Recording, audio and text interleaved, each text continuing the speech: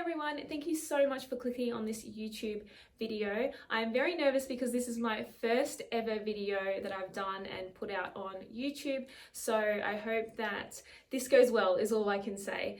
So the reason for this video is to really connect with other like-minded Christians out there, believers who really crave that everyday relationship with God and Jesus, and we know that it's about a relationship rather than a religion of do's and don'ts. So I really want to connect with those people who actually crave his time, who really want to dive into the word and have him really support us through life. Also, those of you who may be curious about the Christian life, who might not have the actual privilege to go to church on Sundays, or those of you who may need more support because you don't have other Christian friends around you, then please feel free to follow along this journey. So a little bit more about me so you can get to know me. My name is Louise. I am Swedish Australian. So I was born in Sweden but raised mostly in Australia. However, I did move back and forth a few times and went to schools in both countries. I have studied Swedish when I was 19, 20. So I am fluent in the reading, writing and speaking. I am a style coach myself. That is what I do. My hobbies, I love the outdoors. I love skiing, running, and I love fresh air and being out in nature.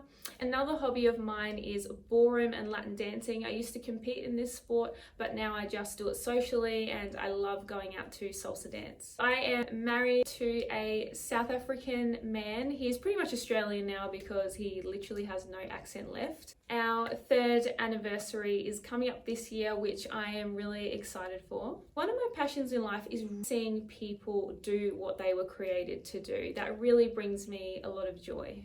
As far as my Christian walk in my own life, I have always been a Christian. I was raised that way, and all throughout high school, I really decided to cling to God, learn about him. So I read a lot of books when I probably should have been studying, but I was more curious about building, a meaningful life. And that's something that's always stuck with me through life's challenges. That has never, my passion for God has never stopped. I've been through quite a lot in my life, moving countries, my parents divorcing when I was 10. I lived in a caravan most of my high school life.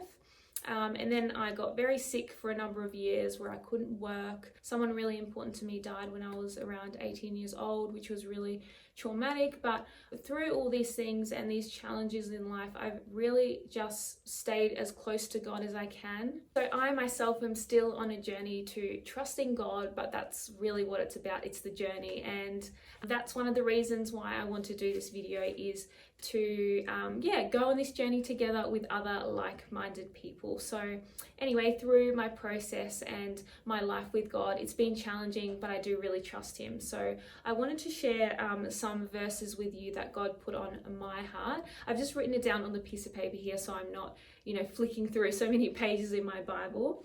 So it says in Isaiah 55, 8-9, "For my thoughts are not your thoughts, neither are your ways my ways, declares the Lord. As the heavens are higher than the earth, so are my ways higher than yours, and my thoughts than your thoughts." And in Psalm 147, I believe, I just wrote down a little note here.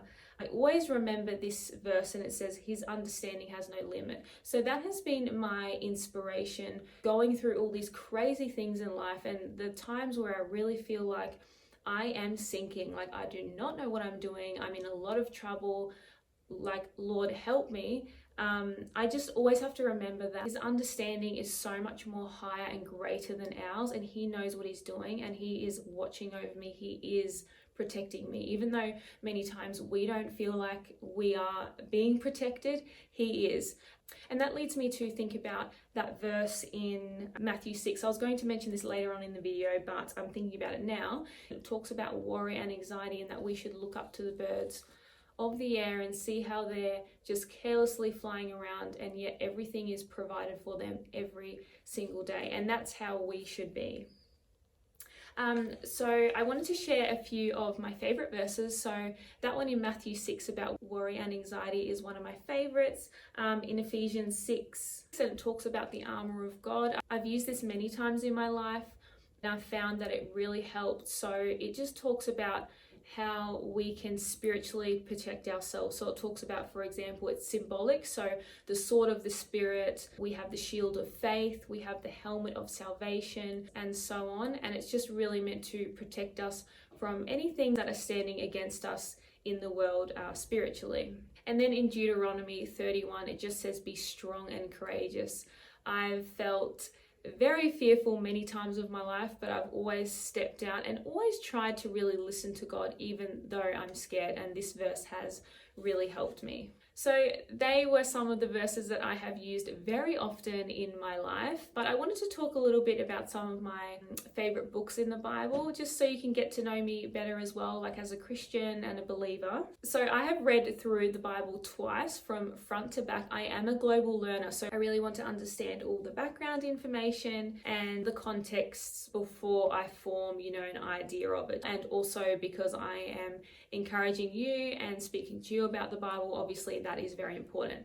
But anyway, let me know if there's any other global learners out there, because you'll know what I mean. So one of my favorite books in the Bible is Ecclesiastes. So this book is written by King Solomon, and he talks about wisdom and how wisdom is something that is even considered meaningless, essentially. And that can sound a little bit depressing because, in our world, we do look up to people that have a lot of wisdom. We highly respect that and we think that's a great thing. But what Solomon is really explaining in this book is that, we come into the world naked and we leave the same way. So just like we try to acquire all this wealth in life and have a lot of money and become rich, we still leave poor. So that's what he's saying about wisdom as well. And this is something I really connected with, because in my life, I've always strived to become wise. I really admire that in people. But Solomon then goes on to say how we can handle all this and how we can enjoy life and not be discouraged, which I love. It really does bring us back to the core meaning of life, and that is God. God is the reason why we're here. Another book of the Bible is in the New Testament, so Ephesians. I love this book. It's written by Paul, and he is very, very practical. I like someone who teaches and goes straight to the point. So he teaches us basically about life, how to live, and how to think in order to live an abundant life. It's so practical. We can apply this today. And this is where the armor of God is mentioned, so in Ephesians. And I love that because he talks so practically about how we do life, but then he also wants to protect us with giving us spiritual armor, which is about what I talked about before. So the sword of the Spirit, belt of truth, the breastplate of righteousness, and the shield, and so on. So now I wanted to give you some encouraging verses that I felt like God put on my heart. So I'm going to pull out my Bible for this one. So I'm just going to read it to you, and I hope that it really speaks to your heart and that God can encourage you through this. So in Proverbs 3, 1-12, it says, "My son, do not forget my teaching, but keep my commands in your heart, for they will prolong your life many years and bring you peace and prosperity. Let love and faithfulness never leave you. Bind them around your neck, write them on the tablet of your heart. Then you will win favor and good name in the sight of God and man. Trust in the Lord with all your heart and lean not on your own understanding. In all ways submit to him, and he will make your path straight. Do not be wise in your own eyes. Fear the Lord and shun evil. This will bring health to your body and nourishment to your bones. Honor the Lord with your wealth, with the first fruits of all your crops. Then your barns will be filled to overflowing, and your vats will brim over with new wine. My son, do not despise the Lord's discipline, and do not resent his rebuke, because the Lord disciplines those he loves. As a father, the son he delights in."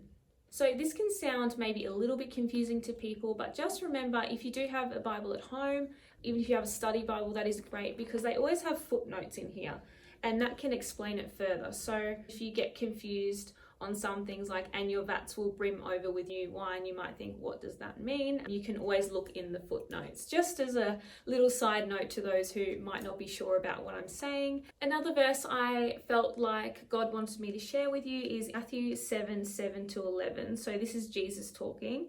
He says, "Ask and it will be given to you. Seek and you will find. Knock and the door will be open to you. For everyone who asks receives.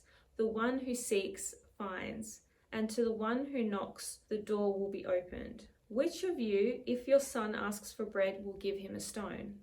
Or if he asks for a fish, will give him a snake? If you then, though you are evil, know how to give good gifts to your children, how much more will your Father in heaven give good gifts to those who ask him?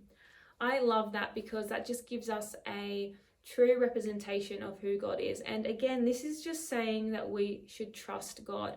And I can be a testimony to that. God has blessed me in so many ways, in ways that I really didn't even ask him. And that's the beauty of following the Lord, because he is many steps ahead of us already. I did want to really say this verse because a lot of the time it is about being intentional and really praying and being consistent in what we want, but also being consistent in listening to him and being obedient.